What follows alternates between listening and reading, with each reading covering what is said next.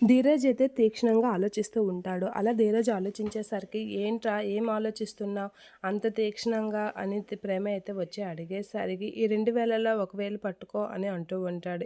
Time లేదు పట్టుకో" అని అనేసరికి ప్రేమ పట్టుకుంటూ ఉంటుంది. అలా పట్టుకునేసరికి కరెక్ట్‌గా పట్టుకున్నావు అని చెప్పేసి అంటూ ఉంటాడు. ఏంటి అనంటే, "మనిద్దరు నిజమే మనిద్దరివి అభిప్రాయాలు ఒకటి కాదు. నేను ఎడ్డెమ్మంటే నువ్వు తెడ్డెమ్మంటావు. కానీ ఇద్దరిని ఒకరికొకరు నేనొకటి చేస్తే నువ్వొకటి చేస్తానంటావు. అలా ఉంది మన పరిస్థితి. అలానే ఉన్నాం మనం కూడా" అని అంటూ ఉంటాడు. కానీ ఈ విషయంలో మాత్రం ఒకటి మంచిదయ్యింది అని అంటూ ఉంటాడు.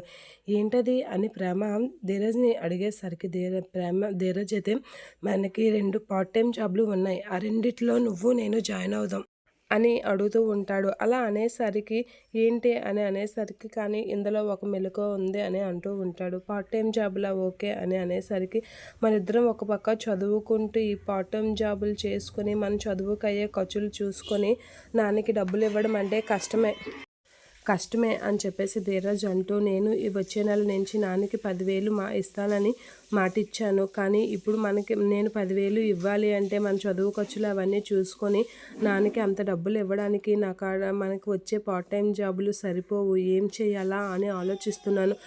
మనిద్దరం కలిపి చేసినా సరే ఇవ్వలేము" అని అంటూ ఆలోచిస్తూ ఉంటాడు. అలా ఆలోచిస్తూ పడుకున్న ధీరజ్‌కైతే ప్రేమ దుప్పటి కప్పేసి ధీరజ్‌ని చూస్తూ ఉండిపోతూ ఉంటుంది. అలా ప్రేమ ధీరజ్‌ని చూస్తూ ఉండి, ధీరజ్ ఎంత మంచిగా ఆలోచిస్తున్నాడు, నిజంగా నన్ను భార్యలాగా దగ్గరుండి నాకు ఏ ఇబ్బంది లేకుండా చూసుకుంటున్నాడు అని ధీరజ్‌ని చూసి చాలా ఇదవుతూ ఉంటుంది. కానీ ఇప్పుడు ధీరజ్‌కి నేను ఏదైనా సాయం చేయాలి, ఎలా చేయాలి అనైతే ఆలోచిస్తూ ధీరజ్ వైపు చూస్తూ ఉండిపోతుంది ప్రేమ.